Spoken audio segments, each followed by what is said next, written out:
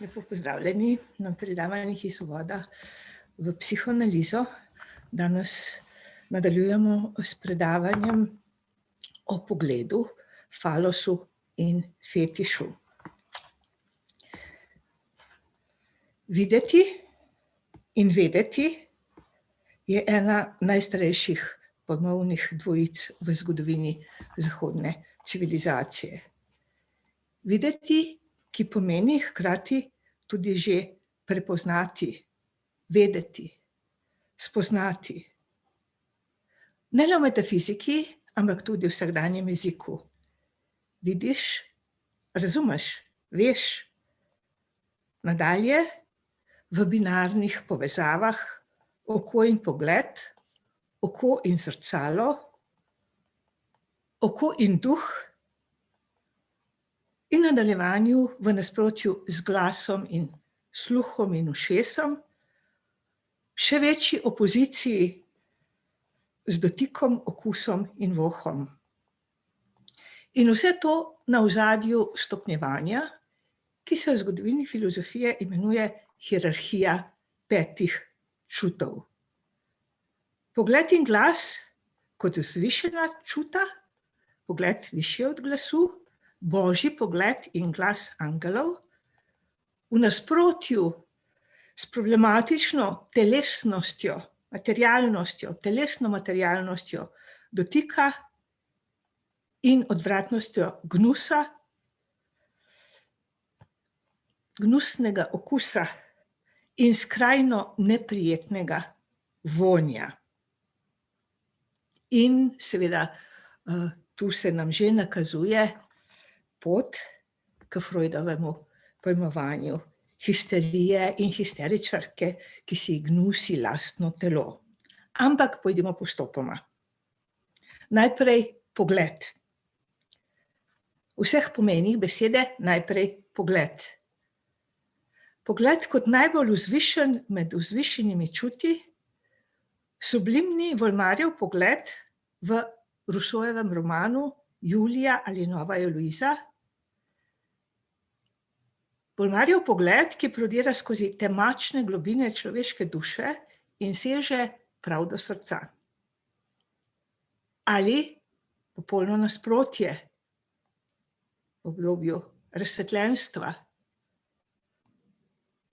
Pogled nadzornika v Benthamovem panoptikonu, ki ga Michel Foucault analizira v knjigi Nadzorovanje in kaznovanje, rojstvo zapora iz leta 1975. Pogled, ki pri Foucaultu v zaporu ostaja na površini telesa in v domeni čistega avtomatizma,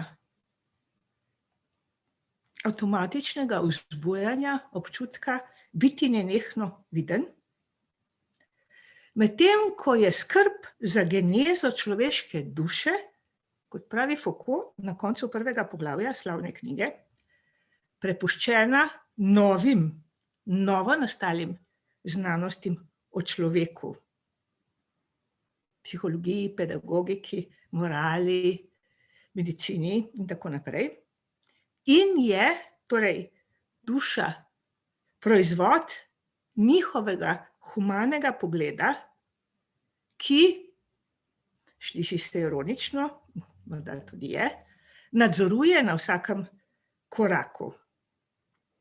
Tisti slavni pasus o genezi moderne duše, ki jo moramo sopostaviti nastanku zapora in novim sodnim praksam in novim praksam kaznovanja in nadzorovanja, in ki obrača staro antično formulo, v skladu s katero je telo ječa za dušo, tako je bilo v antiki, in sedaj, v obdobju razsvetljenstva, v času po rojstvu zapora, duša ječa za telo.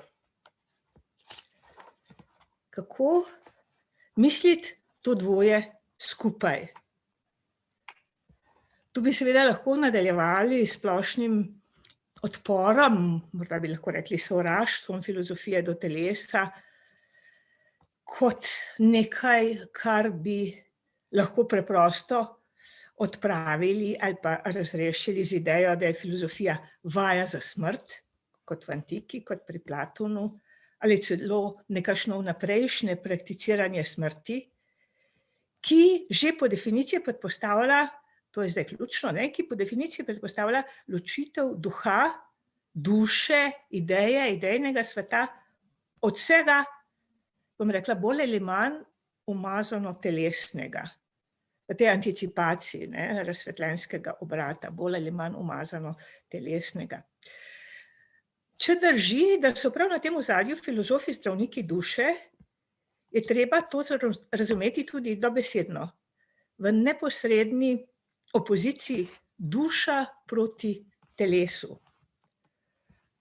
Tako kot so pravi zdravniki, ki so medicinsko izobraženi, zdravniki telesa, so filozofi, ki so izobraženi v filozofiji, zdravniki duše. Toda med enim in drugim obstaja močna vez. Filozofi so zdravniki duše, kolikor je mogoče zapopasti brez telesa in brez vsega, kar spada v domeno zdravnikov. Se pravi, negativna vez. Obratno sorazmerje.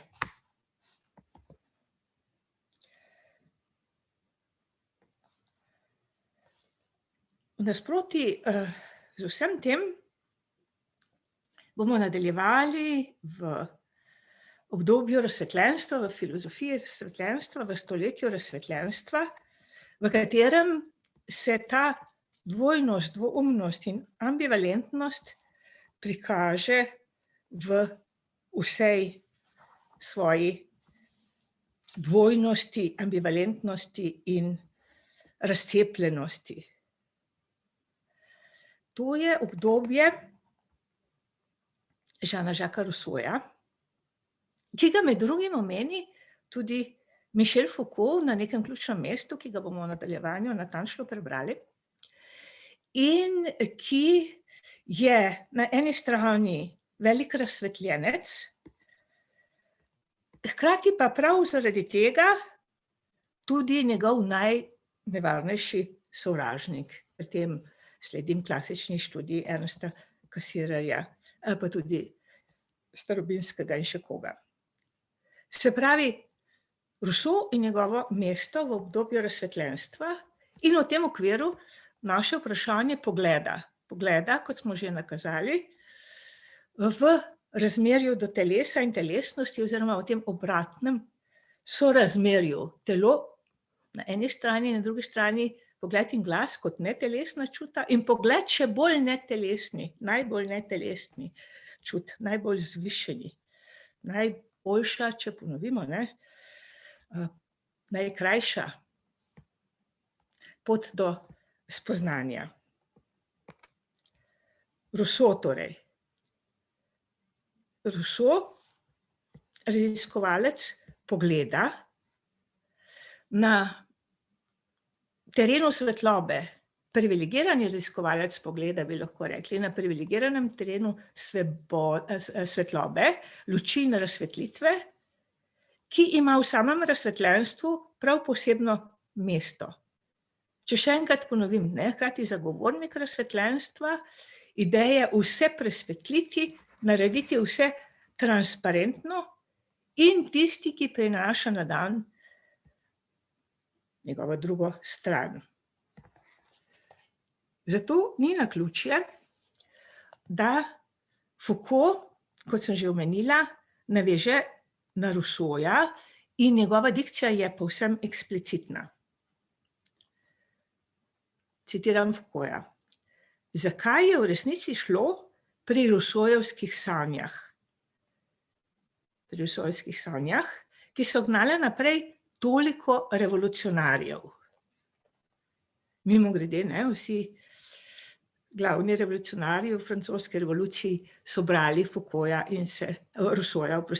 in se opirali na njegove temeljne vrednote in njegove glavne vizije. Zakaj je v resnici šlo pri Rousseaujevih sanjah, ki so gnale naprej toliko revolucionarjev? Za nič drugega, kot za sanje o transparentni družbi, v kateri bi vsak njen del prosojen in razviden. Za sanje o tem, kako ne bo več območij teme, območij, ki so nastala zaradi privilegijev kraljevske oblasti ali zaradi prerogativov kakega ceha, območij nereda. To so bile sanje o posamezniku, ki bi lahko videl celotno družbo, ne glede na mesto, ki ga je zavzemal. Ta transparentnost je pri Rousseauju povezana tako s temo svetlobe in presvetlitve in tega žarka, Volmarjevega pogleda, ki seže naravnost v srce. Prav tako, morda še bolj, pa je povezana s formulo vse videti, z obligacijo vse pokazati, vse do zadnje pore predreti s pogledom, razsvetliti mrak človeške duše in človeške družbe, da bi odpravili nevarnost, pogubo in vir poslednjega zla. Eno in drugo je v obratnem sorazmerju. Videti in vedeti prav zato, da ne bi bili pogubljeni in obvladani zaradi mračnih sil. Videti torej pomeni predvsem oblast nad temeljno kategorijo samega razsvetljenstva.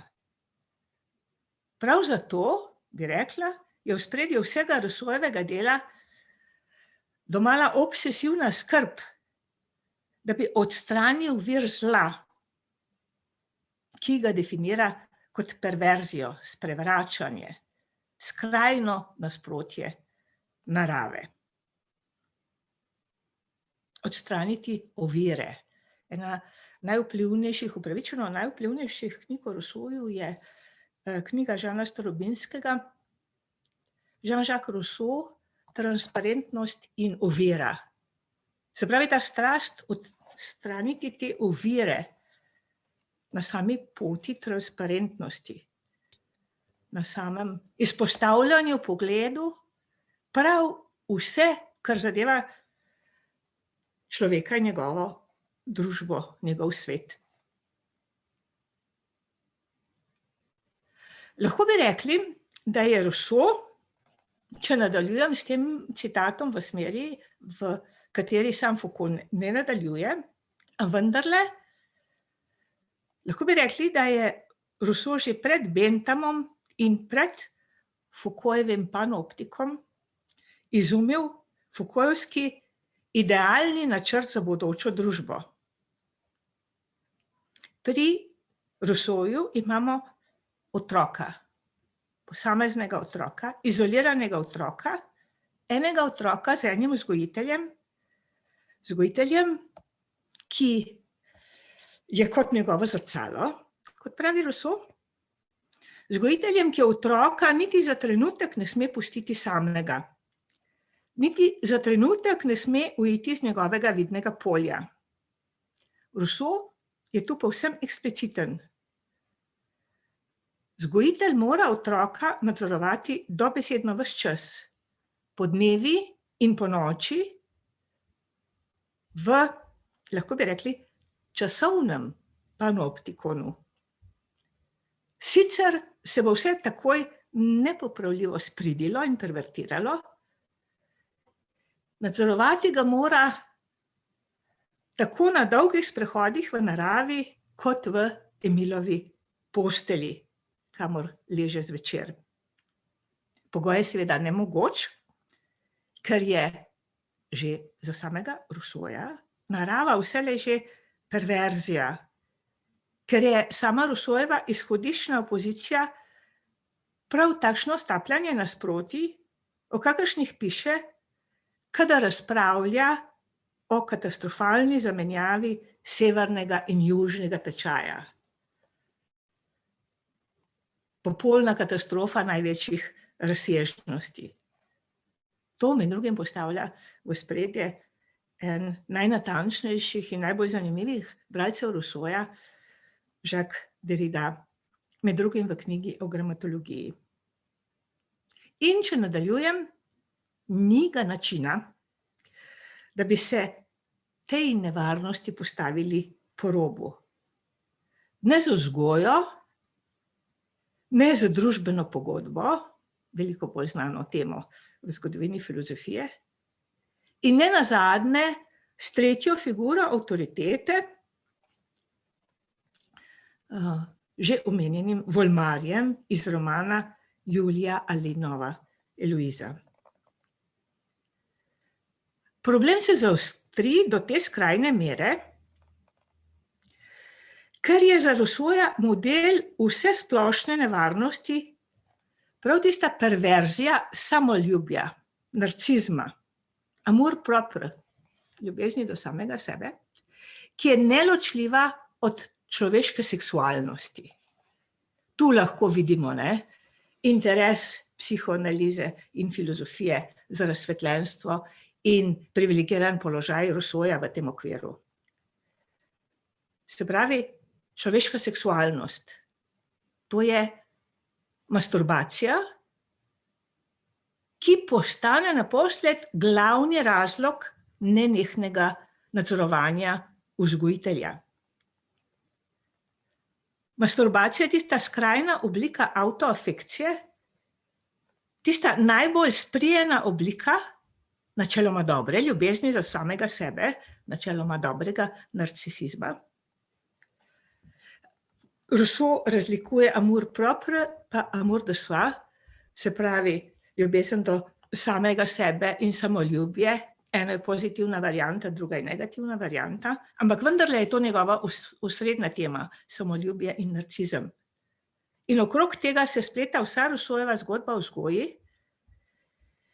In zelo zanimivo, to je vzporednica, ki jo moramo postaviti ob bok Rousseauju, našemu pojmovanju Rousseauja, liku Rousseauja kot glavnega tvorca sodobne ideje države na osnovi družbene pogodbe in vsega, kar je s tem povezano. Ampak problem otroške masturbacije ni samo problem kontaminacije lastnega telesa na osnovi telesnega,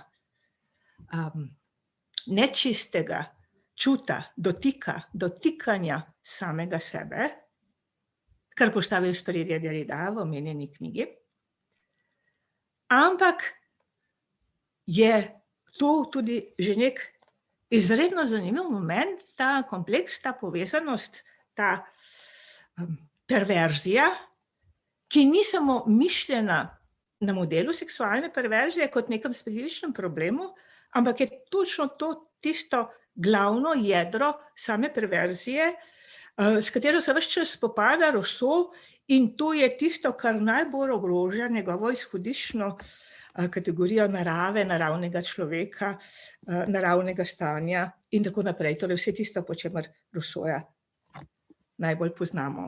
Če skrajšam, odmisliti telo, odmisliti seksualnost in na najbolj občutljivem mestu odmisliti otroško seksualnost, pa bo z otrokom in posledično z vso družbo vse v redu.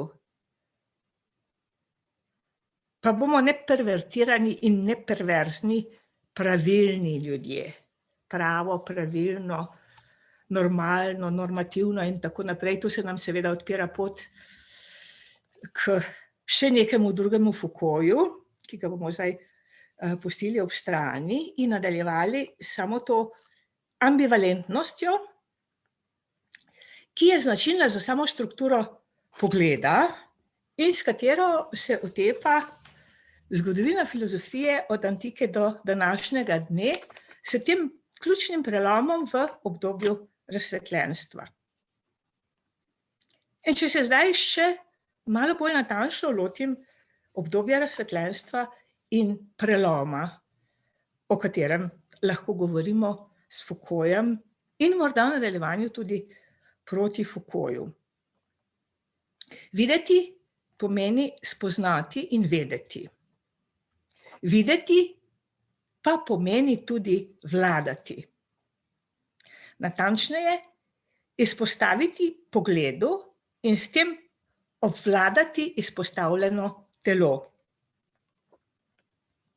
Model je zapor, ki nastane v dobi razsvetljenstva. Čisto na kratko. S tem, da zapornike v celicah na obodu panoptika, krožne zgradbe zapora, panoptika, izpostavimo pogledu na obodu, v celici izpostavimo zapornika pogledu, ki izvira iz, ki, če rečem z Lakanom, emanira, seva iz osrednjega stolpa in s tem v zaporniku vzbudi stanje nenehne vidnosti, nenehne nadzorovanosti. Avtomatično in samodejno, poudarja sam Foucault. Foucault modelu zapora reče tudi arhitekturni stroj zaradi te samodejnosti in avtomatičnega delovanja. Med virom pogleda in njegovim domnevnim nosilcem v sredini, v stolpcu, torej v razglednem stolpu, lahko da je tam nadzornik, lahko pa tudi ni, lahko da je stolp prazen, in tarčo pogleda zapornikom, katerega telo postane, kot pravi sam Foucault, tarča oblasti, je razdalja tako rekoč nepremostljiva. Telo kot tarča oblasti, kar je posledica natanko izpostavljanja na ogled, je zgodovinsko nastala oblika oblasti in variacija, bi lahko rekli, osnovnega dispozitiva pogleda, ločenosti dveh mest, videti in biti viden.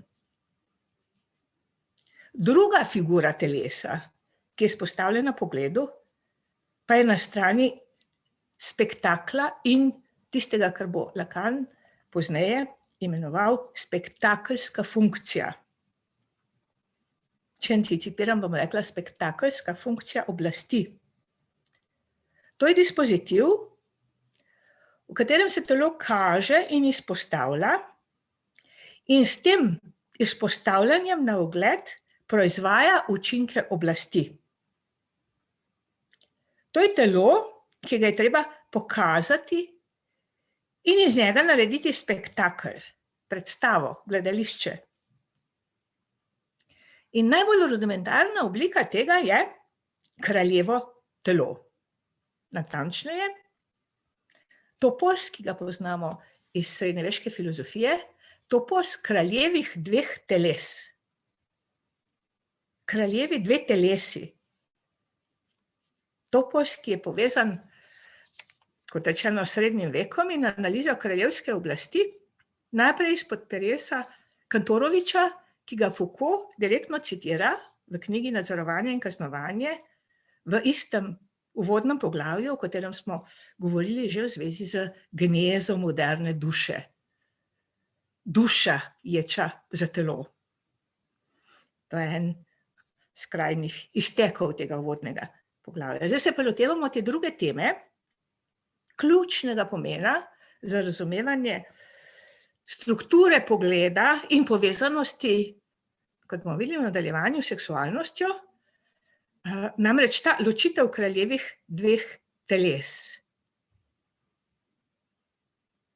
Ta slavni zgodovinar Ernst Kantorovič se osredotoči na vprašanje, kako oblast vlada in zakaj je kraljevo telo kraljevo. Kantorovičevo izhodišče je ločitev realnega kralja, njegovega fizičnega telesa, ki se rodi, živi in umre, in njegovega drugega, simbolnega telesa, telesa kralja kot vladajoče instance. In če rečem instanca, seveda tudi že utiram pot do Freudove instance in nenazadnje Lacanove instance v njegovi vrnitvi k Freudu. Se pravi, to drugo telo, simbolno telo, živi naprej, tudi potem, ko fizično telo odmre in izgine. Zato ta dikcija. Dve telesi in še druga dikcija, kralj in krona. Kralj, fizično telo, krona simbolno telo. Kantorovičevi kraljevi dve telesi vključi Foucault v svojo raziskavo, kako deluje oblast. Razlika med fizičnim in simbolnim telesom je kazanje oblasti.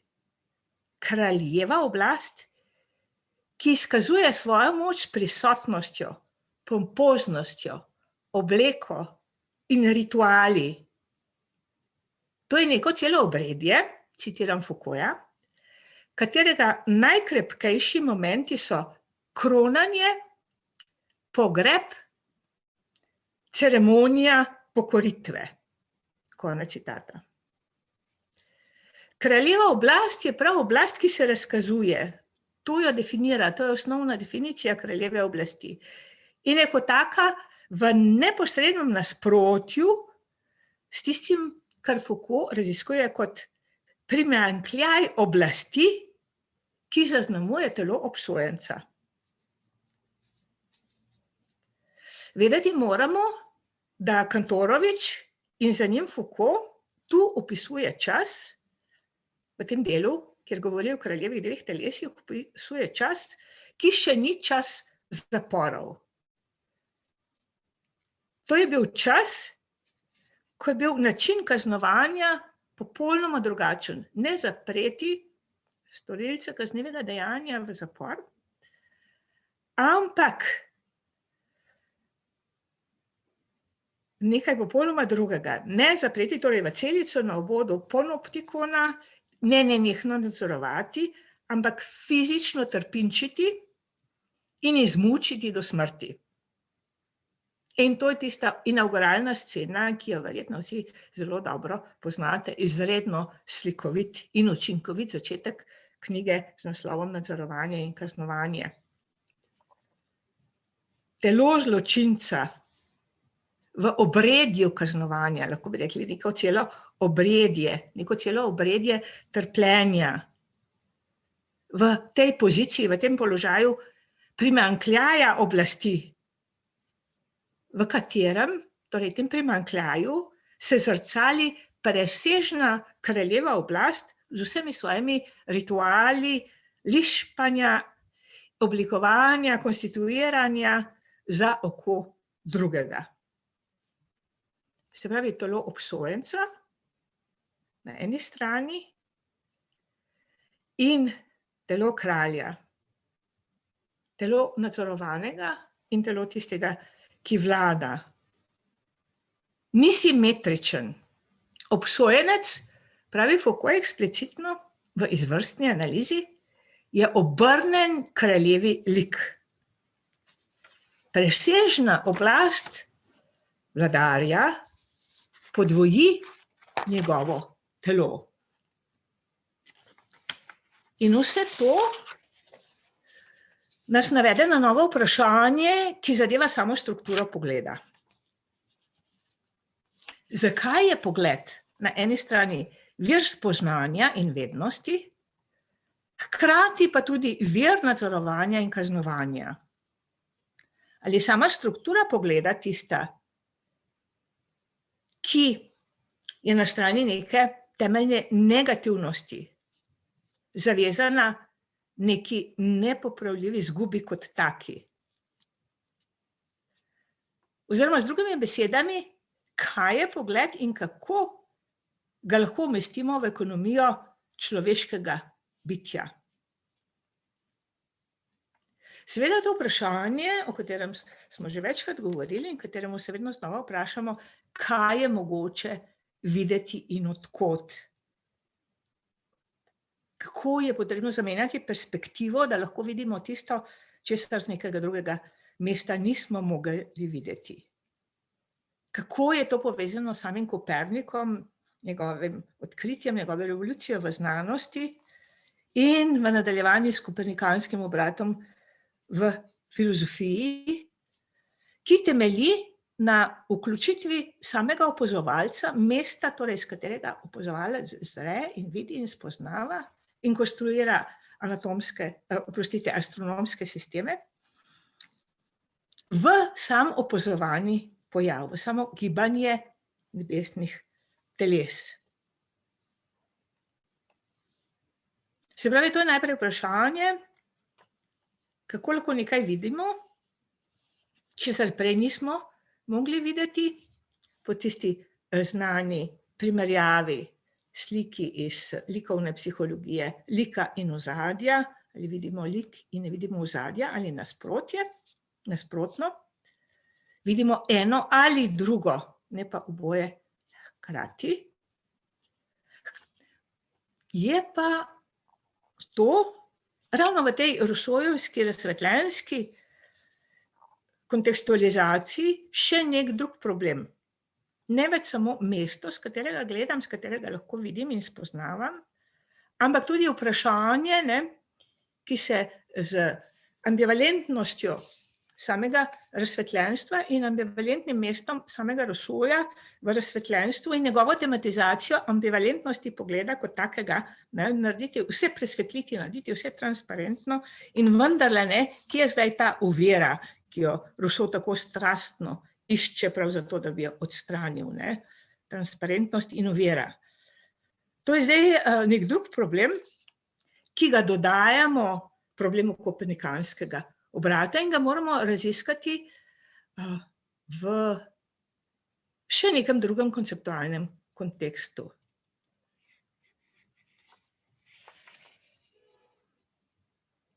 Če ponovim, razsvetljenstvo. Zahteva razsvetljenstva je, naj luč razuma presvetli mrak brezumja, odpravi predsodke, vnaprejšnje sodbe, prejete ideje, kot bi lahko temu rekli s poznejšo kategorijo Gustava Flauberta, ki ga nadaljuje Gilles Deleuze. Vraževerje vseh vrst. Vprašanje, ali vampirji res obstajajo ali ne. In seveda ne nazadnje spopada z verskim fanatizmom. To je nek cel politično, družbeno in tudi, kaj bi temu rekla, sklop tudi individualnega človeškega vzgajanja v omenjenem kontekstu Rousseauovega Emila in razmerja do vzgojitelja. Hkrati pa je to vprašanje, ki ga tako lepo, nenazadnje sam Foucault postavi v spredje. Sanje, Foucault pravi, sanje tolikih revolucionarjev, ki so sledili Rousseauju. In ta Rousseaujev osrednji problem, o čem sanja Rousseau? Ali je to res ta popolnoma prosojna, popolnoma pregledna slika sveta, ali je to ideal vsevidnosti kot domnevni pogoj za dobroto človeške duše. Se pravi, ta neverjeten napor Rousseauja, če sopostavimo knjigo o vzgoji Emilu in knjigo o družbeni pogodbi, kako pravzaprav ustvariti možnosti za neko temeljno družbeno spremembo, ki bo prinesla nek popoln prevrat in bo dokončno odstranila temne strani in, če govorimo o posamezniku, perverzijo. Kot rečeno, nihče ni bolje kot Jacques Derrida postavil v spredje ta vidik Rousseauove perverznosti, ki je vidik seksualnosti, ki je vidik otroške masturbacije kot prototipa perverzije.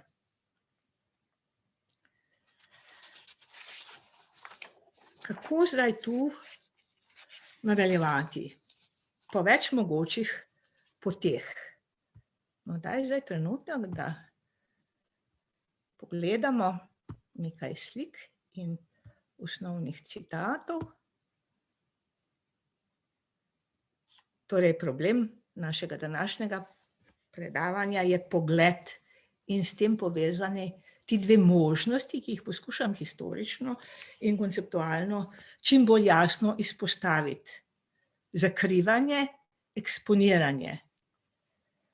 In ta neenoznačna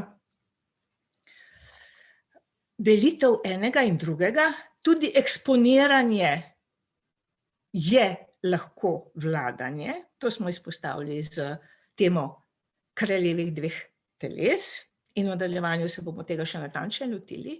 In na drugi strani tudi zakrivanje je lahko upor oblasti, izmik pogledu oblasti.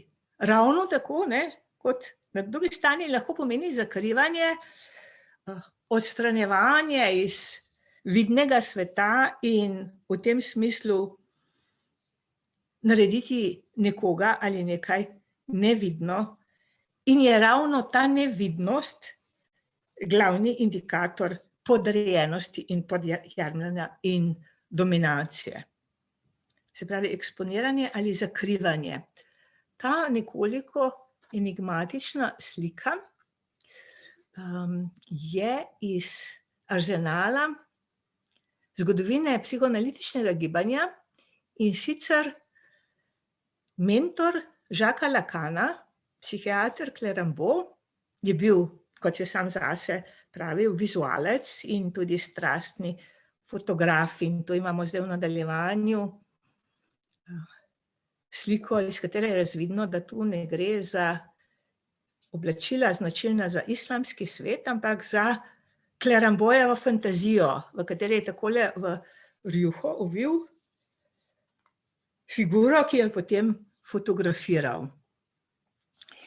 In na tej sliki sem kot nekakšno izhodišče za razmišljanje in razpravo postavila na eno stran to izzivalno Clérambaultovo fotografijo in na drugi strani ilustracijo iz Foucaultove knjige Nadzorovanje in kaznovanje, v kateri je prikazan pogled iz perspektive zapornika v celici na obrobju krožne panoptične strukture zapornika. V ozadju pa vidimo, iz perspektive celice, pogled proti osrednjemu stolpu, vidimo pa nadzorni stolp, ki je vir tega vzbujanja, avtomatičnega, samodejnega vzbujanja, občutka biti viden, nadzorovan, ves čas, noč in dan bi lahko rekli, če navežem na Rousseaujevega Emila. Niti za trenutek ga ne sme pustiti samega. To ves čas opozarja sam Rousseau.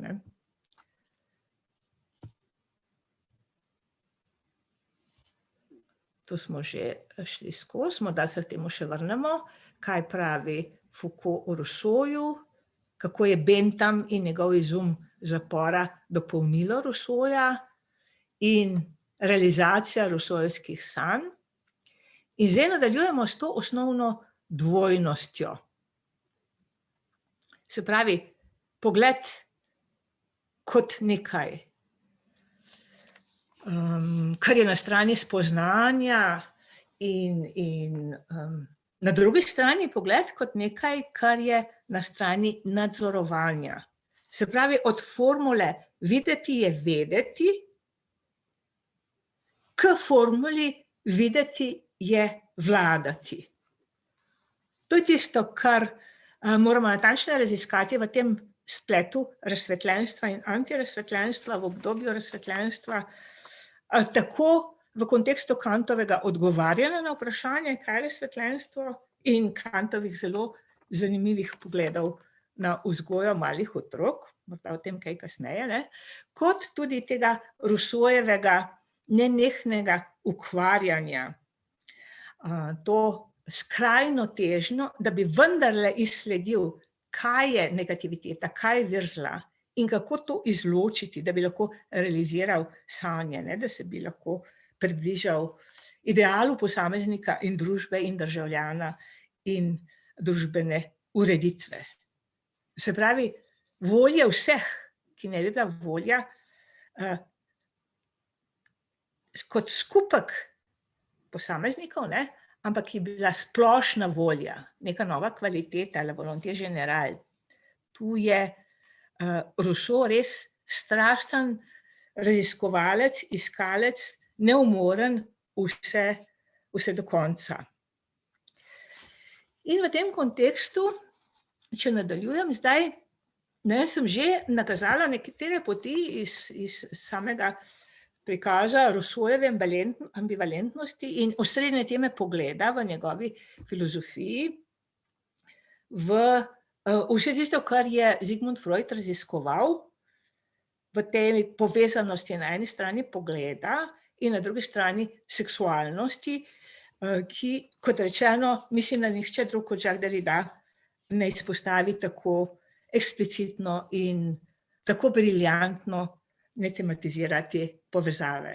Se pravi, če si zapomnimo, problem je otroška masturbacija, avtoafekcija, dotikanje telesa v tej najbolj problematični obliki dotikanja lastnega telesa.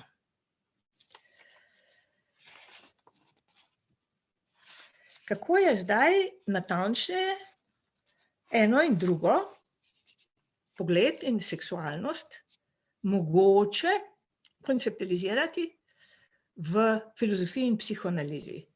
Se pravi, kako sodobna francoska filozofija s Freudom in proti Freudu, kot smo rekli, z Badioujevo formulo, nadaljuje to osnovno razsvetljensko težnjo, to maksimo raziskati transparentnost, vzpostaviti transparentnost, kolikor je le mogoče,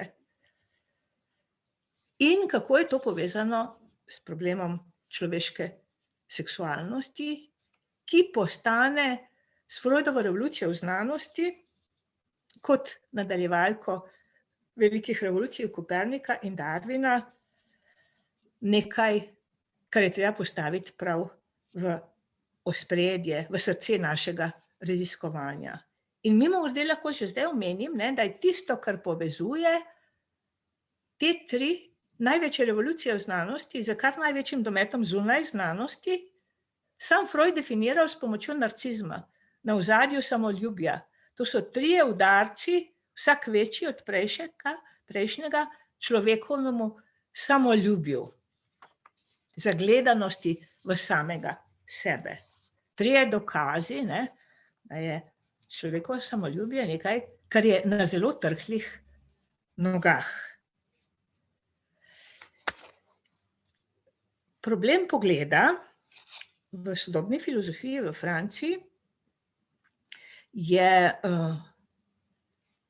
nekaj, kar zasluži ločeno predavanje, ampak tu se bom osredotočila na način, kako v tej tradiciji filozofije skozi psihoanalizo ali psihoanalize skozi filozofijo prav pogled tisto, ob čemer lahko na eni strani izpostavimo ambivalentnost in na drugi strani ugotovimo, zakaj je navezava na psihoanalizo nadvse pertinentna, kako je Freud nadaljevanje Rousseauja z drugimi sredstvi ali kako je Rousseau, kot je nekje zapisal Alain Gros-Richard iz Lakanovskega kroga, kako je Rousseau Freudovec avant la lettre. Se pravi, kako tu nadaljevati samo paradigmo pogleda, ki je sicer v zgodovini prisotna tako na področju umetnosti, raziskovanja v slikarstvu, umetniških vizualizacij, fotografskega razkazovanja in kazanja, nenazadnje na tej Clérambaultovi fotografiji in še mnogih drugih. In seveda, na drugi strani v zgodovini znanosti, zgodovini idej, kjer lahko sledimo medicinskemu pogledu in vprašanju, kako je telo tarča medicinskega pogleda, ne več pogleda v Panoptikonu in Foucaultovi knjigi Nadzorovanje in kaznovanje, ampak medicinskega pogleda, ki ga Foucault razčlenjuje v knjigi o rojstvu klinike s podnaslovom Arheologija medicinskega pogleda, ki pa ga posebej postavi v ospredje prav Freud oziroma poseže v to strukturo medicinskega pogleda in medicinskega reda, prav tako, da je osnovna tehnika psihoanalitičnega zdravljenja postavljena na popolnoma drugo stran. Se pravi, namesto razkazovanja histerije, vseh njenih vidnih manifestacijah, histeričnih simptomov, histeričnih telesnih konverzivnih simptomov, histeričnih parez, paraliz, tikov, zvijanja, horeoidnih gibov in tako naprej, posebnih histeričnih poz, vse do skrajnega histeričnega napada, ki izgleda tako kot epileptični napad. Vse to Foucault pogleda z nekega drugega zornega kota, oziroma bi lahko rekli, ne, da subvertira sam princip pogleda, da izmakne medicinskemu pogledu histeričarko, ki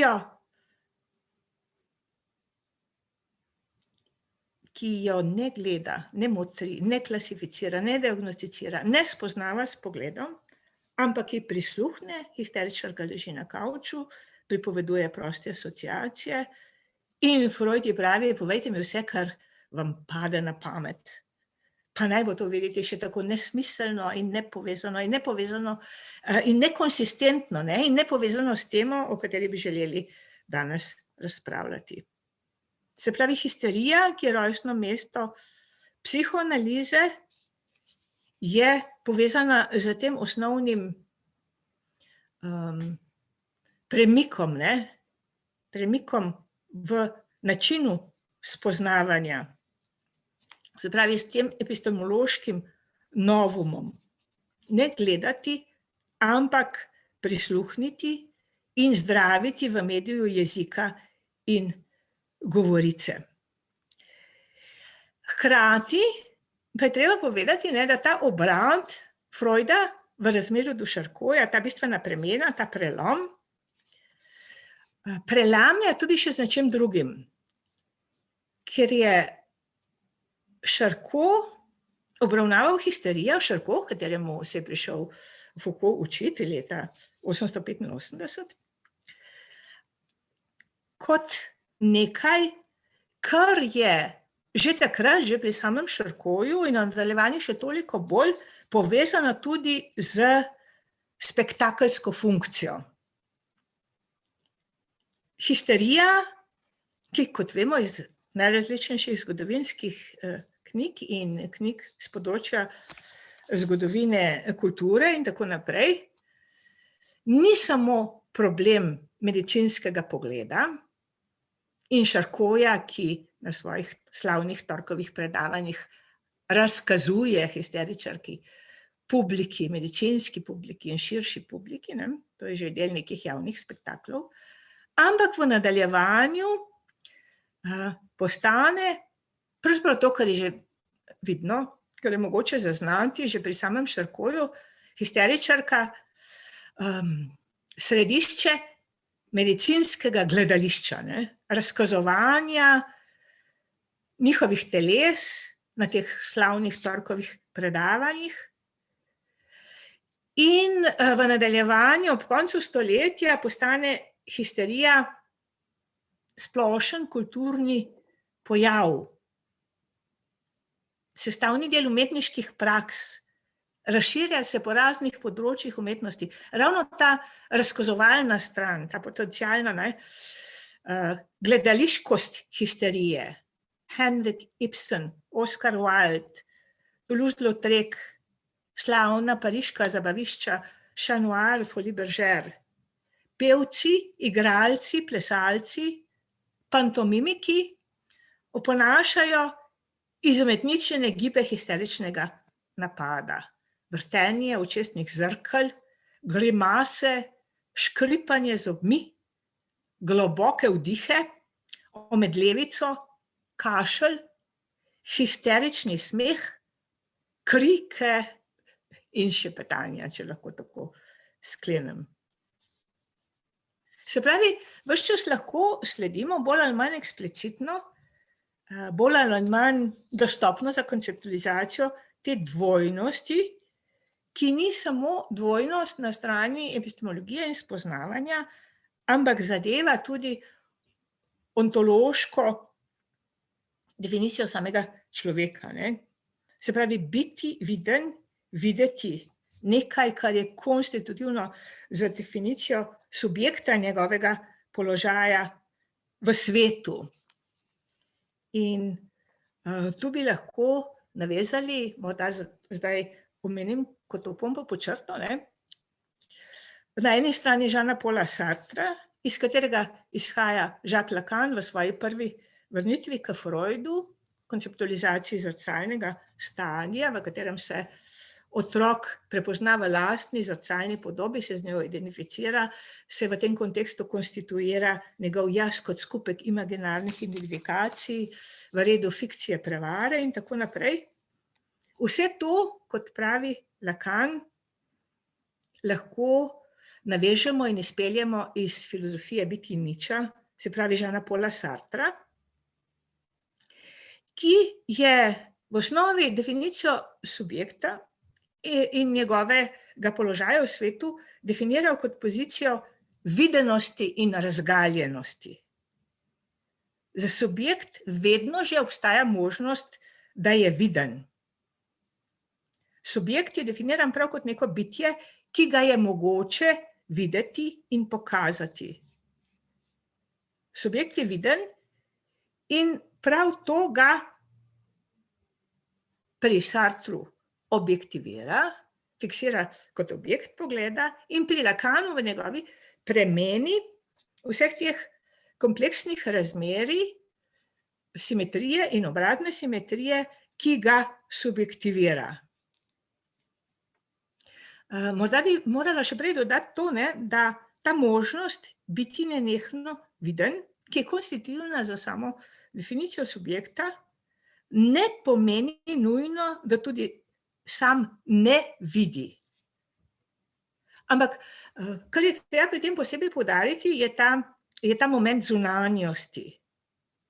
Subjekt gleda iz singularne točke in iz neke posebne perspektive in tisto, kar vidi, je zunaj njega in tudi pogled na njega, ki vzbuja to občutek nenehne vidnosti, emanira iz polja drugega. To je ena privilegiranih Lacanovih dikcij. Pogled, ki emanira iz polja drugega.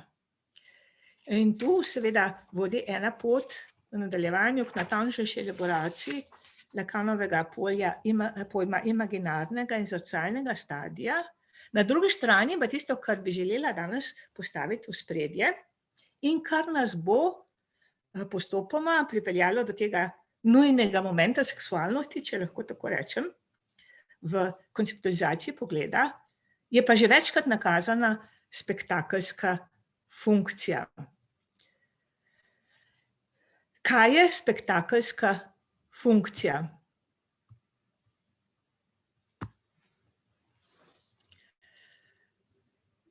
Če se vrnem najprej k Foucaultu in problemu oblasti, smo rekli dve obliki oblasti.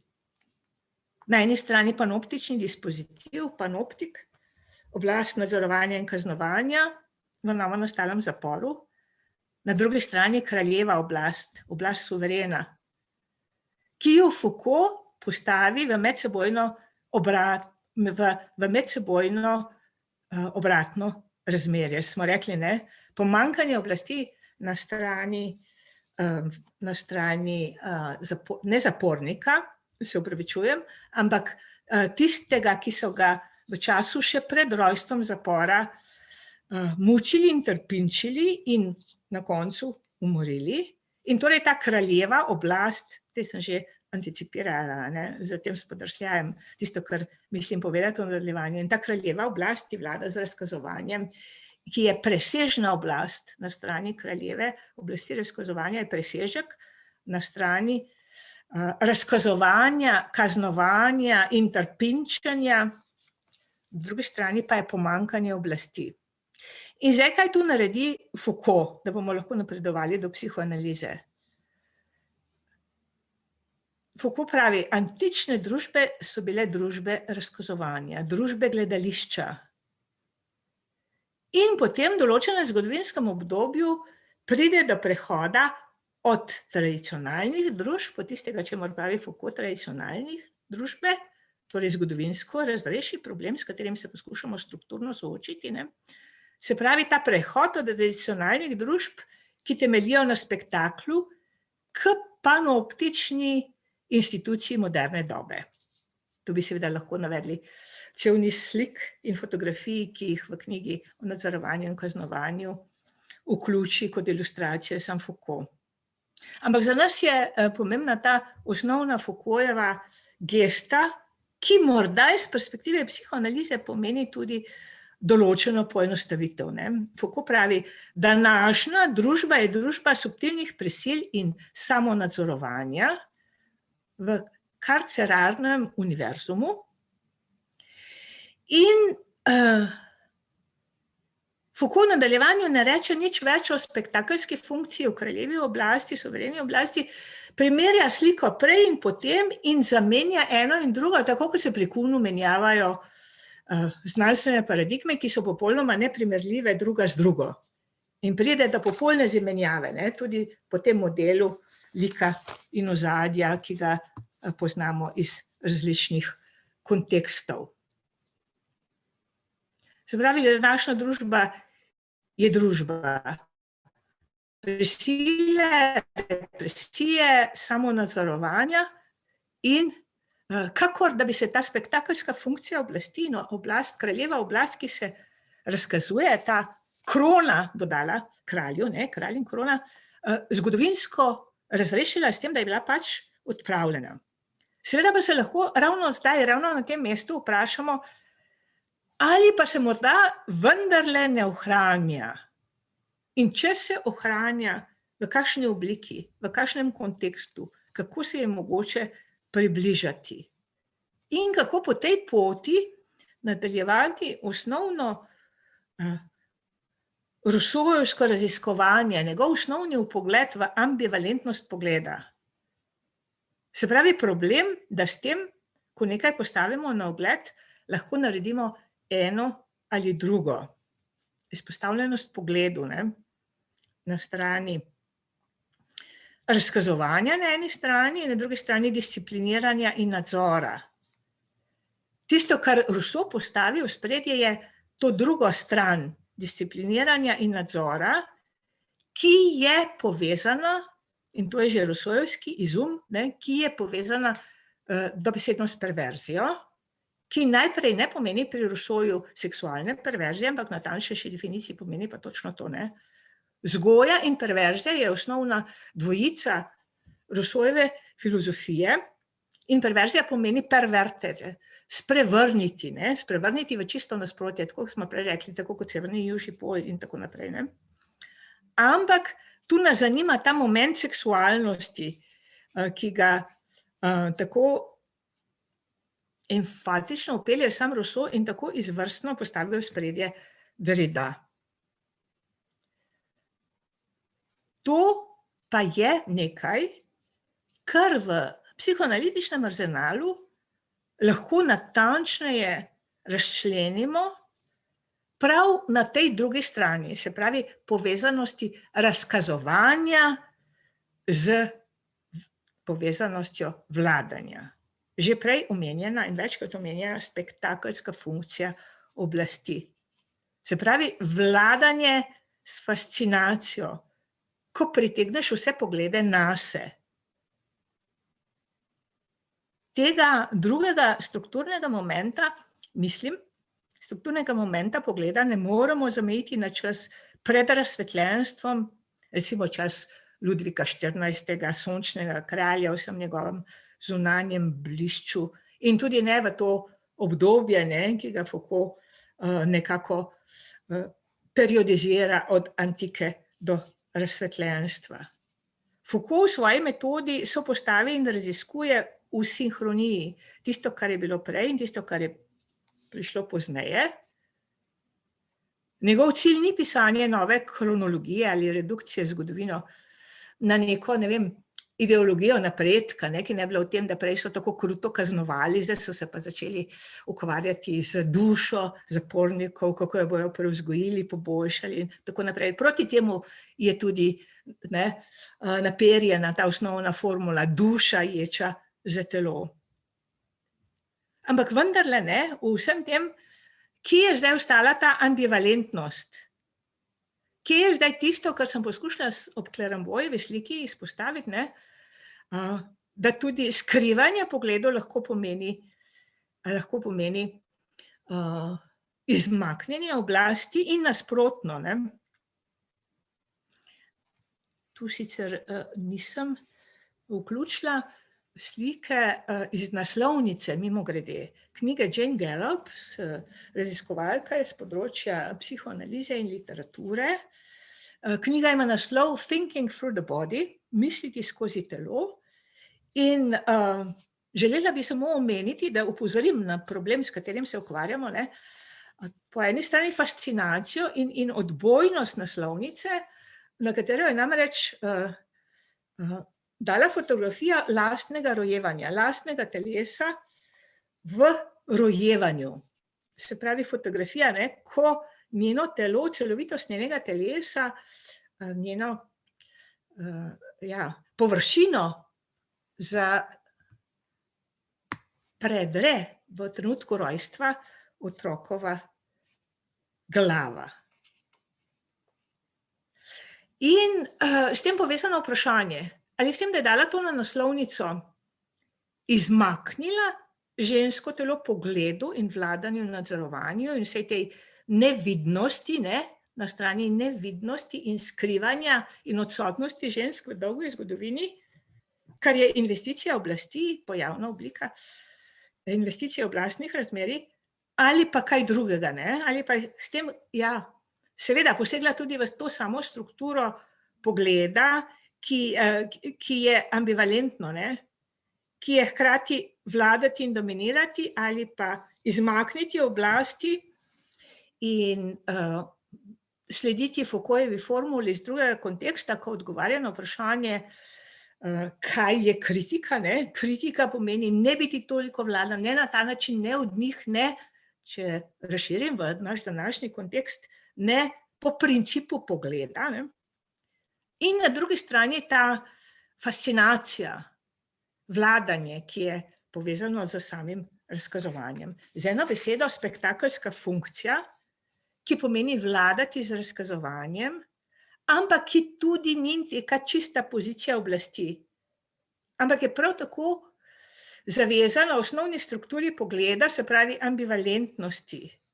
Ambivalenten je sam položaj, biti objekt pogleda pri Sartru, ta primarna možnost biti viden, ki jo Lacan še zaostri in natančno elaborira, ki ni ne recipročna, ne notranja percepcija, ampak je zunaj, prihaja iz polja drugega, emanira iz polja drugega. Tudi v tisti slavni Sartrovi paraboli, ne, nekoga, ki gleda in kuka skozi ključavnico, nek domnevno skrivni prizor v sosednji sobi in sliši korake prihajajočega in se začuti zasačenega v nekem položaju nečesa prepovedanega. In to v njem vzbudi občutek sramu. In to je neka temeljna razsežnost položaja človeka v svetu za Sartra, ne. Ampak zdaj nadaljujemo z Lacanom, ravno v tem dispozitivu, pri Foucaultu tako lepo izpostavljenem, ampak mislim, da morda prehitro historično razrešenem v to prej potem, ne. Se pravi, kje je zdaj ta druga stran Foucaultovega pogleda, ki jo sam Foucault v obdobju pred rojstvom zapora izpelje iz Kantoroviča in Kraljevih dveh teles in potem še razširi v antično družbo kot družbo gledališča. V nadaljevanju po prelomu, ki je povezan z rojstvom zapora, ali je preprosto izgubljena ali se vendarle ohranja. Ta pojem spektakelske funkcije pa prihaja od Lacana in izpostavi točno to stran, ki jo Foucault morda malo preveč zanemari ali pa recimo postavi v oklepaj. Lacan, ki nameni pogledu posebno mesto med vsem tistim, kar raziskuje, en od objektov pogleda, objekt mali a, pogled kot objekt mali a, temeljni objekt psihoanalize, parcialni objekt kot objekt, ne, ki ga Freud razdeljuje v okviru človeškega seksualnega življenja, ampak tu nas pa zanima najprej ta funkcija biti objekt pogleda, na eni strani biti ponižan in na drugi strani biti konstituiran za pogled na strani te pompoznosti, kraljevske presežne oblasti. In to je tisto, kar je v psihoanalizi od vsega začetka povezano s spolno razliko. Vedno znova se moramo vrniti k tej osnovni Freudovi maksimi, čim rečemo subjekt, čim rečemo človek, rečemo moški in ženske, rečemo dečki in deklice. In s to navezavo na spolno razliko bomo zdaj zaključili. Namreč to je povezano z nečim, kar Lacan imenuje funkcija falosa in pomen falosa. Die Bedeutung des Phallus. Se pravi, Freud in Lacan, pogled in spolna razlika. Za Freuda je pogled del seksualnih perverzij, voyerizem, ekshibicionizem in tako naprej, in posledično sestavina vsake človeške seksualnosti, ki jo definira kot polimorfno perverznost. Hkrati pa je to problem narcizma, ki ga definira kot problem razmerja med znotraj in zunaj. In na tem mestu bomo nadaljevali z Freudovim spisom vpeljava narcizma, da bi se potem na koncu vrnili k vprašanju razkazovanja in spektakelske funkcije oblasti. Če že zdaj nakažem, je pri Lacanu to povezano z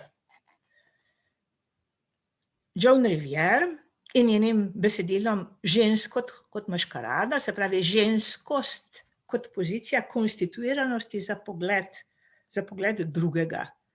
Maškarada je izraz, ki v psihoanalitičnem arzenalu stoji na tisti strani, na kateri smo prej stali samim Foucaultom in kraljevimi dvemi telesi, se pravi ta presežna kraljeva oblast povezana z oblačenjem, rituali, vladanjem z razkazovanjem, pompoznostjo in tako naprej. Ekvivalent tega je ta dikcija ženskost kot maškarada, na katero naveže Lacan in jo potem natančneje elaborira v spisu z naslovom Pomen falosa in postavi cel ta problemski sklop, se pravi povezanost pogleda in seksualnosti in falične funkcije in pozicije in ženske pozicije biti falos, ki je že pri Freudu definirala kot ženska pozicija v nasprotju z moško pozicijo imeti falos. Ta ženska pozicija biti falos postavi na stran spektakelske funkcije oblasti vladanja z razkazovanjem, ampak s tem odločilnim dodatkom, in morda je to pravo mesto, da tu zaključim, da bomo imeli še dovolj časa za Freuda in narcizem. Ta funkcija ni preprosto enačenje pogleda s falosom in ni preprosto neka pozitiviteta, neka pozicija vladanja brez ostanka, ampak je funkcija falosa vselej že zavezana ambivalentnosti in negativiteti in razkazovanju, ki je hkrati funkcija zastiranja, skrivanja. Funkcija, ki je povezana z tisto, mislim, da najbolj znano ali pa eno najbolj znanih Lacanovih dikcij, ko Lacan pravi, mislim, da imamo tu, ja, v polju vidnega, kot pravi Lacan, je vse past. Na strani falosa, per extensionem, je vse past. In vse, ko dodaja sam Lacan, je še posebej arabeskno. Zdaj bi predlagala, da se lotimo Freudovega spisa, kaj je narcizem, in na koncu povežemo vse te poti raziskovanja, ki sem jih poskušala nakazati v tej konceptualni napetosti med Foucaultom na eni strani in Freudom in Lacanom na drugi. Izvolite, kolegica Azarja Graseli se je prijazno javila, da nam predstavi ta Freudov spis. Ja, hvala. Torej, da bi kar najlažje v bistvu tudi sama vpeljala slušatelje v to veliko središče velikega narcizma, kakor tudi v bistvu Freud naslovi svoj spis, vpeljava narcizma, ki šteje leta od svojega nastanka, 1914. leta. In vsekakor pač velja za eno najpomembnejših Freudovih prispevkov k temu velikemu preiskovanju narcizma, vezujejo na pojem tega. Torej, da bom, kakor sem že rekla, tudi sama vpeljala vse nas skupaj na to pot in na to središče, bom začela kar s tem temeljnim pojmom nevroza, in sicer najbolj pomembni pojem, torej prisilni nevrotik ali histerik. Po Freudu kot tisti, ki je opustil neko razmerje do realnosti, vendar je tisti, ki ni opustil erotičnega razmerja do zunanjega, torej do nekih oseb in reči. Gre torej za nekakšno introverzijo libida proti samemu sebi in s tem tudi introverzijo same fantazije. Torej, Freud in pa njegova psihoanaliza nevrotiku lahko pomagata, kot tistim, ki še vedno imajo nek stik z zunanjim svetom. V svetu v bistvu Freudovega sveta pa so nevrotikom sorodni tudi parafreniki, in sicer te predznačijo neke poveličevalne blodnje in pa ponovno odvrnitev nekega zanimanja od zunanjega sveta, tako oseb kot reči. In parafrenikov cilj so njegove lastne fantazije in jih kot take tudi živijo. Torej, ko govorim o besedi parafrenik, imam v freudovskem besedišču v mislih šizofrenike. Za razliko od nevrotikov, ki nimajo nekega notranjega cilja, kateremu bi usmerili svoj libido in je psihoanaliza lahko pomoč, je pa pri parafreniku ta popolnoma odveč. Vendar, kljub temu, Freud obstaja optimističen in naprej opredeli šizofrenijo kot šizofreniko tisti, ki pomeni, ima odtegnjen libido objektom. Torej, kaj to pomeni? Pomeni, da ta poveličevalna blodnja parafrenika izhaja oziroma je odtegnjena iz objektivnega libida. In kot taka v bistvu predstavlja to temeljno komponento sekundarnega narcizma oziroma samo predstavlja nek sekundarni narcizem, podstat za tega. Medtem ko pa primarni narcizem nastane po formuli, torej odtegnjen libido v zunanjemu svetu, ki se usmeri v jaz, ki se potem sprelevi v ta primarni prvi narcizem. Pri vsem tem mislim, da se je zelo pomembno zavedati seveda tega, da je bil Freud klasično izobražen in da ni imel v bistvu niti posluha za glasbo. Zakaj je to pomembno? Pred kratkim sem tudi brala in raziskovala Freudov koncept, v bistvu, Freudov koncept in pojem oceanskega občutja, ki se sicer pojavi v dveh Freudovih delih, in to je sicer nelagodje v kulturi in pa prihodnost iluzije, in sicer v teh dveh delih v bistvu je ključno to, da je Freud v svojem raziskovanju sodeloval z svojim dobrim prijateljem Francis Rolom, ki je bil v bistvu pisatelj, književnik, literat in vse to, in ki je bil popolnoma nasproten samemu Freudu. In ko sta se pogovarjali, in torej, da skrajšam in da v bistvu, da se napeljem nazaj na narcizem, torej oceansko občutje je po Rolonu nekaj brezmejnega, večnega, neskončnega. In oceansko občutje je v bistvu tisto, iz katerega izhaja to neko religiozno, torej ljubezen do Boga. In ko je Freud v bistvu to probal nekako razumeti, je vedno v teh svojih spisih podajal neke primere iz zgodovine, kako naj si jaz to predstavljam, ker on sam je rekel, jaz sam nimam tega, jaz sam ne čutim tega oceanskega občutja. In je v bistvu na koncu prišel, in da zdaj se zares vrnem k narcizmu, ker tudi oceansko občutje je eden temeljnih v bistvu tudi je temeljno povezano s samim narcizmom, ker gre pri oceanskem občutju, torej kot nekem prvi instanci ljubezni do Boga, gre za v bistvu obnovo tega prvotnega, primarnega narcizma. Gre torej za povrnitev k temu, kar smo mnogi med nami, ki smo že odrasli, zdaj upam, da smo, in že nismo več otroci, nam je otroštvo daleč stran, smo že prišli. In v bistvu zato vsi mi, ki naprimer bi želeli občutiti to oceansko občutje, to neko ljubezen do Boga, višje, potrebo pa v bistvu ohranitvi, ne? Če govorimo tudi o odnosu oče-sin, ne? Oče, Bog, sin, vernik, v tej neki samoohranitvi po obrambi. Ne? Mi bi morali v bistvu iti v neko duševno regresijo. No, tako da sem v bistvu malo naslikala, torej, da ni samo vse seksualno, tako hočem reči, da tudi, zakaj sem to napeljala, oceansko občutje, narcizem je v Freudovem opusu predstavljal temeljno neko središče, iz katerega je potem vlekel na mnoge strani, zato sem tudi zdaj dodala to oceansko občutje in njegovo prijateljstvo z Rolandom. Torej, da nadaljujem naprej. Vsekakor pri tej opredelitvi nevroz in shizofrenije je potrebno omeniti libido, jaza in objektni libido, ne? In to je še posebej poudarjeno v tem spisu Peljava narcizma z leta 1914. Torej, v mislih je potrebno predvsem imeti to, da tada predstavljata temeljna stebra tega panteona, v katerem središču sedi veliki narcizem.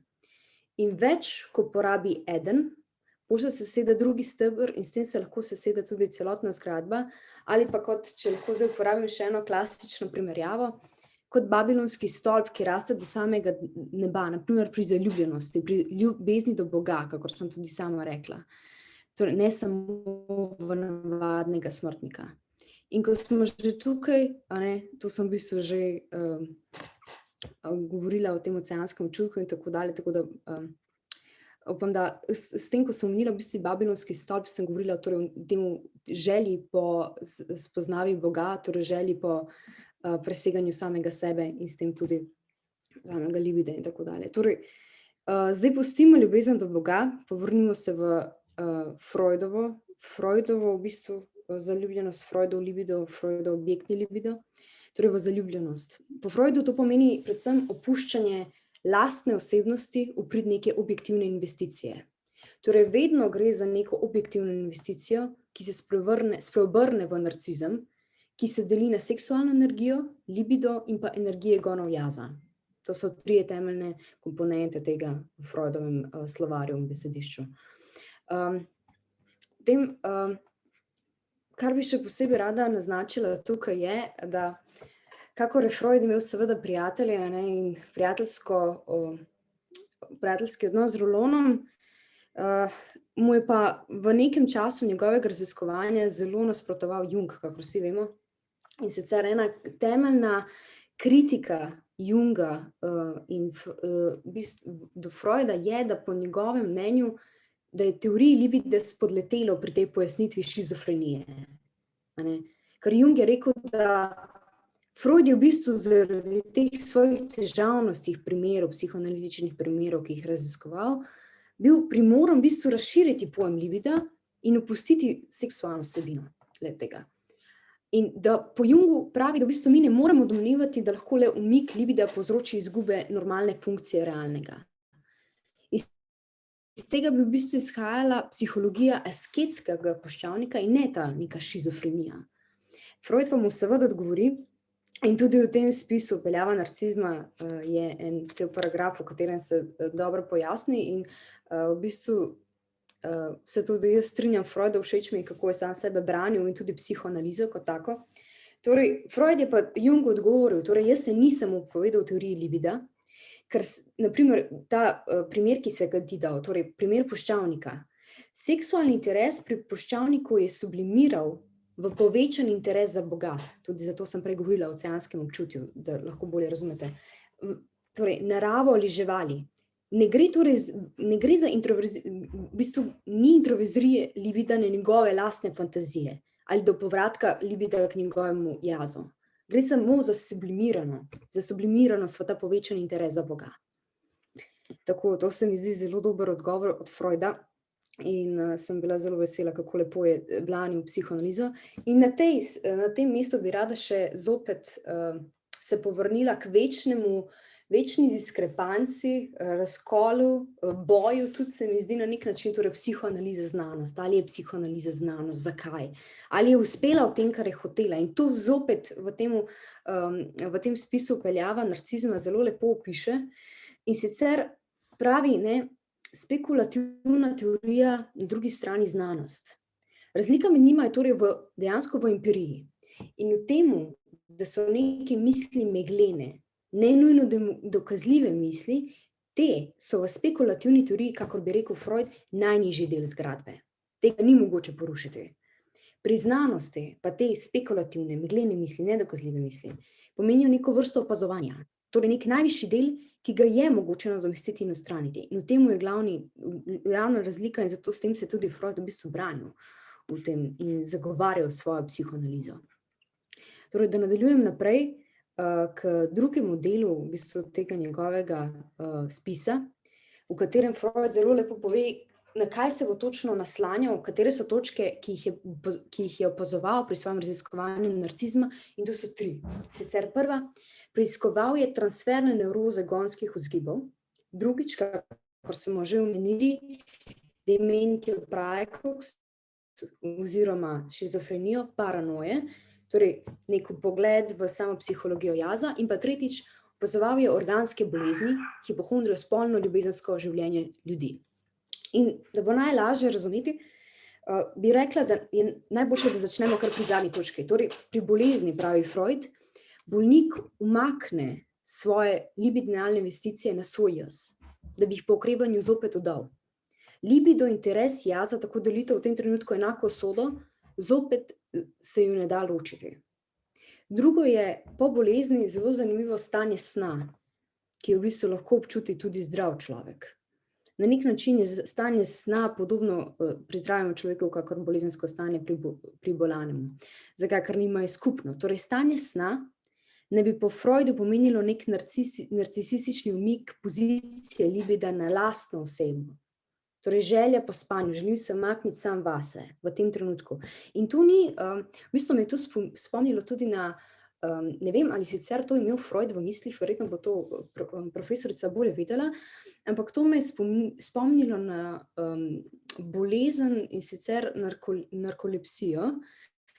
Sicer tukaj Freud ne govori o stanju sna kot bolezenskem stanju, on govori dejansko na tem mestu, ampak spomnilo me na narkolepsijo, ki je v bistvu bolezen tega, da človek ima, v bistvu težko mu je ostati buden. Težko mu je ostati buden čez dan, medtem ko po noči pa ima motnje spanja. Torej se mi zdi in sem v bistvu tudi brala, kako nekateri zdravijo te bolezni. Seveda na Zahodu imamo tablete in tako dalje, kakor vse zdravimo na tak način, zato mi je všeč, da je Freud vedno gledal v to nezavedno in gledal, zakaj je to tako, zakaj bi nekdo zaspal, zakaj bi se kdo želel umakniti sam vase. Tako in sem potem gledala tako po svetu, da nekje dejansko se mi zdi, ali sem to videla, da to delajo ruski zdravniki, nisem ravno prepričana, ne me vzeti za besedo, da dejansko govorijo z temi pacienti. Izjemno veliko pogovarjanja, dialoga. In potem pridejo do teh nekih mogoče vzorcev razmišljanja, ki jih v bistvu nekako peljejo v to, da se samo izklapljajo. Torej, samo izklapljajo čez dan, vklapljajo čez noč, kar je zelo paradoksalno, ampak dejansko to so ljudje, ki imajo velike težave. Torej, da nadaljujem naprej, da ne bom predolga. Freud nadaljuje z hipohondrijo, torej hipohonder. Hipohonder po Freudu tisti, ki umakne svoje zanimanje in libido z objektov zunanjega sveta in oboje se sredotoči na nek organ, ki mu pač v tem trenutku posveča vso svojo pozornost. In v bistvu je ta hipohondrična tesnoba na nek način protipol nevrotični tesnobi, ker gre vsekakor za neko kopičenje libida v jazu, ki povzroča to občutje nelagodja, neugodja. Gre za izraz največje napetosti. Vendar zdaj zopet obstaja še vedno vprašanje, ali pa obstaja vseeno ta dobra stran močnega egoizma, egoizma, ki še ni narcizem. Vsekakor je rekel Freud, ta egoizem ščiti pred nekim duševnim obolenjem. ampak to je slaba stran, ščiti tudi pred ljubeznijo. Torej, tako mora Freud pravi, zato mora naposled zares priti do ljubezni, da ne bi oboleli. Ker res prava bolezen nastopi takrat, kadar človek zaradi odrekanja ne more ljubiti. Vendar, jaz bom zopet skušam ostati optimistična in tudi Freud je ostal optimističen, je sam dejal, da v bistvu, da smo ljudje tudi optimistični v svojem spominjanju. Pa bodimo torej tudi mi vsi skupaj zdaj, ki to poslušamo, torej optimistični v bistvu na spominjanje na svojo preteklo ljubezen. In zakaj? Ker morda šele tedaj, ko to neko poveličevanje spodleti, to kopičenje libida postane patogeno, zares, in spodbudi bolezen. Bolezen tako v tem freudovskem svetu pomeni začetek zdravljenja, začetek zdravega. In pomembno je tukaj še naznačiti, da je poleg vseh teh dvojic, ki sem jih predtem navedla na začetku te predstavitve, Freud povezuje še ljubezen in lakoto. In tukaj nastopi ta zame optimističen del. In to lahko povežemo v bistvu tudi z nekimi sodobnimi znanstvenimi dokazi. Torej, ko je človek zaljubljen, ima manjšo potrebo po hrani, ker je dejansko že nahranjen z, recimo, torej v freudovskem žargonu, z libidinalnimi goni do neke osebe, ki jo ljubi, ki jo ima rad. Morda tudi mogoče ni naivno pogledati v slovensko besedišče, torej bolezen, ljubezen. Morda ni naključje, da se obe besedi končujete ravno tako. In če nadaljujem s to temo, še z eno, na prvi pogled, zelo nedolžno temo, torej, ampak ne tako, potem, ko beremo Freuda, pa tudi mogoče, torej, temo obdobja otroškosti. Torej, po Freudu ima človek v svoji otroški dobi prve avtoerotične seksualne, prve avtoerotične seksualne zadovoljitve, ki so v bistvu simbolični prikaz samoohranitve. Torej, ti seksualni goni se najprej naslonijo na zadovoljitev gonov jaza in se šele pozneje od njih osamosvojijo. Gre torej za naslonitveni tip, pri katerem je mati prvi seksualni objekt. Potem naslonitvenemu tipu Freud doda še narcistični tip. In to so v bistvu pri homoseksualcih, pri perverznejših, pri katerih naj bi šlo za te neke motnje v razvoju libida. Torej, v spredju in prva ni mati, temveč lastna oseba. Zdaj, poleg, rekli smo naslonitveni tip, narcistični tip, zdaj pa nadaljujemo, da na meni najljubšo dvojico in meni se zdi, da v bistvu kar vsem, torej moški, ženska. Torej, moški, Freud zelo smešno uporabi v svojem spisu besedo človek, ne moški, ampak se potem vidi, ko bereš, da misli na moškega. Torej, moški ima dva izvorna seksualna objekta, sebe in pa žensko, ki skrbi zanj. Torej, vsakem lahko tako predpostavljamo nek primarni narcizem. To je ta moški primarni narcizem. Torej, mati kot prvi seksualni objekt, jaz sem se naslonil nate. In to v bistvu tudi profesorica je imela pred kratkim celo predavanje o tem, torej na ženskih prsih in tako dalje, kar je povezano tudi s tem. Zdaj, od nasprotja od moškega pa je tukaj ženska. Ženska je tista, ki se razvija k lepoti in ta lepota nje pomeni določeno samozadostnost, ki jo oškoduje, po Freudu, za socialno okrnjeno svobodo pri izbiri objekta. To se je mogoče danes že spremenilo, glede na to, da mogoče pa tudi ne nekje. Dobro, te ženske strogo ljubijo le same sebe, z enako intenzivnostjo, kot jih ljubi moški. In te naj bi bile moškim najbolj zanimive, saj konstantno dvomijo v njeno ljubezen, se tožijo zaradi njene skrivnostne narave. Zdaj, povedali smo moški, ženska, kaj pa starši otroci, kot tisti, ki rodijo te otroke, moškega in žensko. Torej, starši pri vzgoji takih otrok ponovno nekako oživljajo in reproducirajo njihov lastni narcizem. Zakaj sem prej govorila tudi o oceanskem občutju? Torej, gre zopet za oživljanje tega primarnega narcizma, ki je večini od nas že umrl, ki ga ne najdemo več, ker so ga zagrila druga duševna stanja in tako dalje. V bistvu, že mogoče pri nekaterih sekundarni narcizem. Torej, starši reproducirajo ta njihov lastni narcizem, ki so ga že zdavnaj opustili. In tako vzgajajo, in zdaj bom porabila Freudove besede, His Majesty the baby, ki bom porabila pa svoje besede, ki zraste v His Majesty the man, Her Majesty the beauty, ženska, lepota. In s tem seveda je povezan vedno znan kastracijski kompleks oziroma pa Adlerjev moški protest, pri katerem se te neke libidinalne gonske vzgibe doleti usoda patogene potlačitve, kadar zaidejo v konflikt s kulturnimi in pa etičnimi predstavami individua. In to je seveda vodilo v neko raziskavo razmerij in predvsem raziskavo razmerij potlačitve. Kaj je potlačitev? Po Freudu izhaja ta potlačitev iz samospoštovanja jaza. Gre za v bistvu za neko izoblikovanje ideala, ki predstavlja pogoj potlačitve. Torej, idealni jaz, gre za samoljubje. O tem je tudi prej govorila profesorica v svojem predavanju, tako da ne rabim kaj preveč naznačiti. Ampak, torej, ko govorimo o tem samo potlačitvi, seveda s tem povezano tudi torej samoljubju, kaj pa potem koncept samozavesti? Kaj je samozavest? Po Freudu, in to so dejansko njegove besede iz spisa Vpeljava narcizma, samozavest je v bistvu izraz velikosti jaza in je tesno povezano s tem narcisističnim libidom. In samozavest v bistvu, če zdaj naznačim še pri vseh teh boleznih, ki smo jih omenili, in v bistvu komponenta, ki jih je Freud raziskoval, torej samozavest je pri parafrenijah povečanah.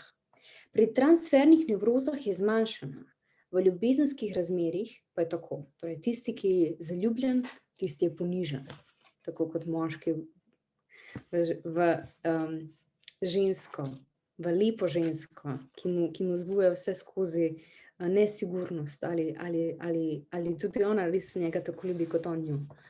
Potem zelo zanimivo pa je, in to so izjeme, da se samozavest poveča pri tej neki zavesti o manj vrednosti lastnih organov. Dejansko je to spodbojevalno za to neko duševno zmogljivost in privede celo do večje učinkovitosti.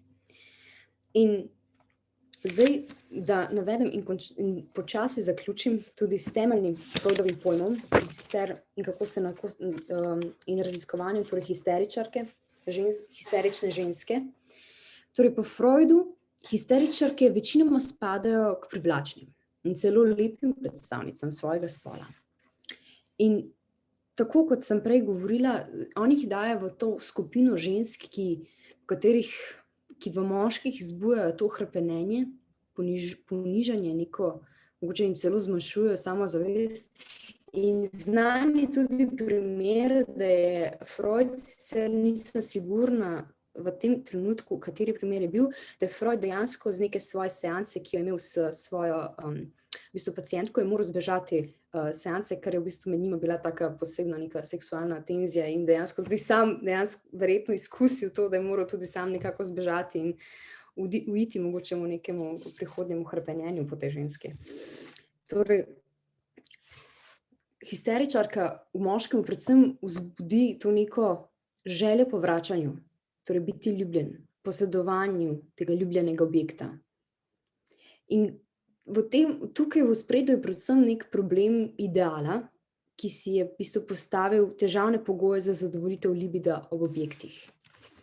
Torej, v tem, ko je del teh objektov preko svojega cenzorja, je v bistvu v tem, ko je del teh objektov preko nekega svojega cenzorja, ta beseda je prvič Freud zapisal v svojem delu Interpretacija sanj in je zelo pomembno namesto cenzurja, človek sam svoj cenzor svojih sanj. Zato to tako pomembna beseda.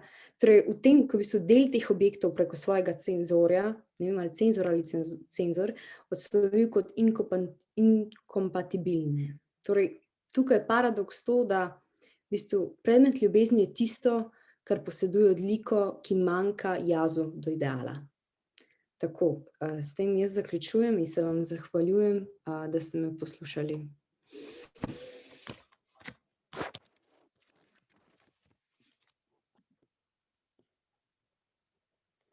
Profesorica, na mutu imate mikrofon.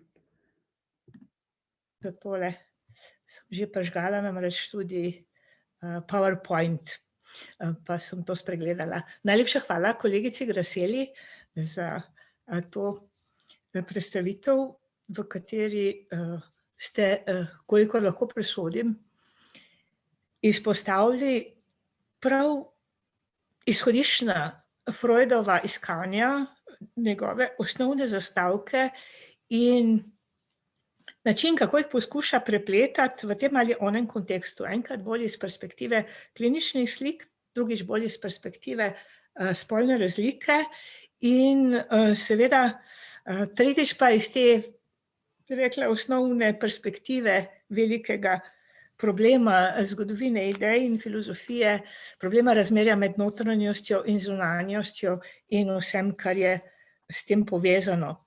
Morda bi tu lahko še malo bolj pointirali tisto, kar bi želela z samim Freudom nekako, upam, da je dovolj inherentno v kontekstu njegove osnovne konceptualne zgradbe, nekako dodati oziroma še bolj izpostaviti pri Foucaultu kot morda enem glavnih, če ne prav glavnih raziskovalcev pogleda v naši kulturi, tako v kulturni zgodovini kot v današnjem času, ko po Foucaultu živimo v družbi panoptizma, se pravi, da se princip panoptikona, biti viden, biti nenehno izpostavljen pogledom in tako naprej razširi po celotnem družbenem telesu. Zelo zanimivo je, da Foucault pride nekako do roba tega, da bi skoraj da že njegova konceptualna zgradba kliče po tem, da bi vpeljal koncept spolne razlike, ki ni samo neka specifična Freudova parcialna perspektiva, ampak je osrednja, izhodiščna in glavni motor njegove revolucije v znanosti. In zanimivo, da v tem kontekstu, morda niste imeli dovolj časa, kolegica Graselje, vem, da vam je tudi ta pasus zelo blizu, kjer piše Freud o tej objektni ljubezni naslonitvenega tipa, ki je v polnem pomenu pravzaprav značilna za moškega. Se sicer najmečkano gradi od tega, pa doda besedico pravzaprav, ampak osnovna ideja je to, da moški so vezani na izbiro objekta v zunanjosti, zunanjega ljubezenskega objekta, medtem ko na ženski pa ostaja ta libidinalna investicija, ta prekomerna libidinalna investicija in ta samozadostnost, ta vsa moč, ta nepristopnost. In ravno ta narcistična pozicija samozadostnosti in neprisotnosti je tista, ki fascinira, ki kot neko, ne vem, bolj zdravo ali patogeno jedro, vsekakor nek kern, če rečem s Freudom, ki veže nase to, da vsi občudujemo prav tiste, ki so najbolj samozadostni, ki so najbolj nepristopni, ki so tako kot vladarji živalskega kraljestva in tako naprej, kakor velike roparske zveri, kakor mačke, skratka, ki se ne brigajo za nas, to prav na tistem mestu, kolegica, ki ste ga že tako lepo navedli, ta otrok, čar otroka. In ja, tu Freud narcistične ženske primerja torej z mačkami in velikimi roparskimi zvermi in našim občudovanjem. Morda gre tu še za nek drug moment, ki je povezan s tem, kar ste izpostavili, ideali, idealizacija in tako naprej, ampak tudi ta fascinacija z to samozadostnostjo in to, kar je še kako treba postaviti v medij pogleda, razkazovanja ženske, ki so bolj na strani te funkcije maškarade in razkazovanja in tistega, kar že s Freudom in še poudarjeno z Lacanom moramo izpostaviti kot pozicija biti falos. Morda bi še čisto za konec dodala zdaj še povezavo, samo nakazala, povezavo falične funkcije z fetišem. Skratka, ta osnovna razlika, ki bi jo veljalo še natančno elaborirati v nadaljevanju med biti falos in meti falos, je tudi razlika, ki je spet povezana specifično s spolno razliko, namreč na ženski strani, na zunanji ženske in ženskosti je histerizacija v nasprotju z moško stranjo, ki je, torej smo rekli, investicija v zunanji objekt in ki je na strani fetišizacije. zelo zanimivo, ne, če pregledamo literaturo, obstoji zelo malo ali domala nič, ali dobesedno nič primerov ženskega fetišizma. In fetiš je nadomestek za falos, ki je tako nadomestek za samega sebe, kot za vse drugo, ki je past, ki je videz, ki je prevara in tako naprej. In morda je to pa tisto mesto, kjer bi lahko nadaljevali prihodnjič, da se posebej lotimo tega histerizacija v razmerju in nasprotju z fetišizacijo. Vsekakor živimo v svetu narcizma, živimo pa tudi v svetu fetišev in tu se misli navezati, pa bomo kdaj drugič, na Slavoja Žižka in njegovo interpretacijo fetišizma ob filmu Igra solz, ampak čisto za konec, ker nam zmanjkuje časa, morda le še tale slika. Kaj vidite na tej sliki? Najprej imamo premeno, ne, tiste osnovne črno-bele slike, kjer so črni obrazi v profilu, dva obraza v profilu in na sredi ta čaša opojnosti. Jaz si to predstavljam Gradnikove pesmi, čaša opojnosti. In tu imamo pa negativ, se pravi beli obraz je v profilu, črna čaša in zdaj trenutek, upam, da imamo še 5 minut, če smem podaljšati to predavanje še za par minut, da se nam pridružite, vključite svoje kamere in skupaj ugotovimo, kaj vidimo na tej sliki na desni strani. Razen, če niste tega že kje prebrali in to poznate, ne? Ja, pač jaz sem že prebrala, mislim, poznam to. Ampak jaz sem vedno videla pač mlado žensko s tako perjanico pa ful v nekem krznenem plašču. Ja. Ampak če razmišljamo zdaj o tem ženska v krznenem plašču, pa z neko tako bogatim ogrinjalom, pa mislim, da tudi peresom, ne vem, je to indijsko pero ali kaj, ne, ampak kaj še? Po principu figure and ground, ne, torej ta lepa ženska, ki jo vidimo iz profila, pravzaprav malo zamaknen profil, samo njeno lice se vidi, ne. Potem pa pride še ta druga, veliko bolj ambivalentna stran ženske in ženskosti.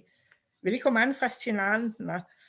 Nekaj, kar v dolgi zgodovini naše kulture nastopa na strani tistega grdega. Ste mogoče naleteli na knjigo Umberta Eka, Zgodovina grdega, če se ne motim, in v tej zgodovini najdete ogromno slik, umetniških upodobitev in tako naprej. Česa? Kaj je tisto najgrše v človeški zgodovini? Oziroma vedno znova reprezentirano kot tako, ne? Starost? Morda je pa zdaj trenutek, hvala za to, kar ste zdaj nakazali, ne, je še nekaj hujšega, bom tako rekla, ampak zato, da bi ohranila to ambivalentnost samega pogleda, okrog katere sem poskušala splesti celotno predavanje, ravno preden to ekspliciramo in ogledamo tisto mračno, veliko manj transparentno, veliko manj fascinantno drugo stran, naše današnje predavanje, če se strinjate, sklenila in se še enkrat zelo lepo zahvalila kolegici Graseli in nadaljujemo naslednji teden. Najlepša hvala vsem za sodelovanje in bi z veseljem še podaljšala to razpravo, pa ne morem, ker tečem na fakulteto, pravzaprav se zelo veselim, imamo zagovor magistrskega dela v živo. Vam prihodnji teden poročam, kako in kaj. Skoraj da postaja to zdaj že nekak fetiš. Hvala lepa vsem in nasvidenje. Adijo, nasvidenje. Hvala, nasvidenje. Nasvidenje.